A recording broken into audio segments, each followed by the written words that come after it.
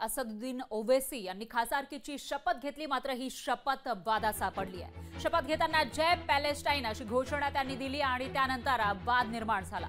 संसदेमध्ये जय पॅलेस्टाईनची घोषणा दिल्याने वाद झाला, तर असदुद्दीन ओवैसी यांनी जी घोषणा दिली होती त्यानंतर ही घोषणा कामकाजातून वगळणार असल्याची माहिती समोर येते। जय भीम जय मीम असं म्हणत असदुद्दीन ओवैसी यांनी संसद सदस्य म्हणून शपथ घेतली, तर एमआयएमचे अध्यक्ष आणि खासदार असदुद्दीन ओवैसी यांनी 18व्या लोकसभेचे सदस्य म्हणून शपथ घेतली। जय भीम जय मीम जय तेलंगणा जय पॅलेस्टाईन अशा शब्दात त्यांनी शपथ घेतली होती, त्याला विरोध होऊ लागला। रसूल करीम अम्मा बाद फ़ाऊज़ु बिल्लाहि मिनश शैतानिर रजीम बिस्मिल्लाहिर रहमानिर रहीम।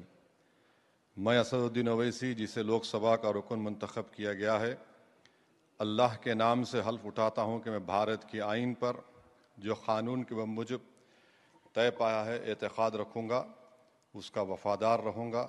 मैं भारत के इक़्तिदार आला और सालिमियत को बरकरार रखूँगा और जिस ओहदे को मैं संभालने वाला हूँ इसके फ़राइज़ और वफ़ादारी से अंजाम दूँगा।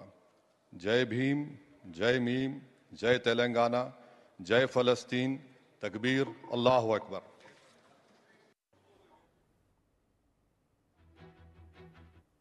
सब बोल रहे हैं, क्या क्या नहीं बोल रहे हैं। हम क्या बोले? हम जय भीम जय मीम जय तेलंगाना जय फ़लस्तीन। तो उन्होंने फ़लस्तीन पे ऑब्जेक्शन उठाया, ऐसा बीजेपी ने। कैसा खिलाफ है? कैसा खिलाफ है? कैसा खिलाफ है? बताइए, बताओ कौन सा संविधान का प्रोविजन है? अच्छा, तो आप कह रहे हैं आपने अरे सबने क्या क्या कहा वो भी सुन लीजिए ना। जी किशन रेड्डी ने विरोध किया। वो करते हैं, उनको कानून का रिकॉर्ड से हटाना चाहिए, इसको रिकॉर्ड से हटाना। छोड़िए ना, बोलने का बोल दिया, अब क्या है। तर ओवैसींची ही प्रतिक्रिया समोर आलेली आहे। त्यांनी नेमकं काय स्पष्टीकरण दिलं ते आपण बघू शकताय।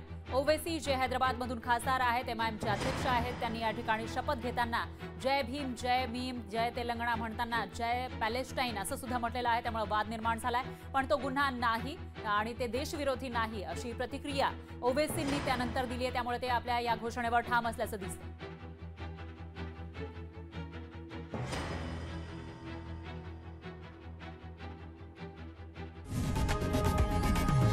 लोकशाही मराठी ऐका, पहा, जागरूक रहा।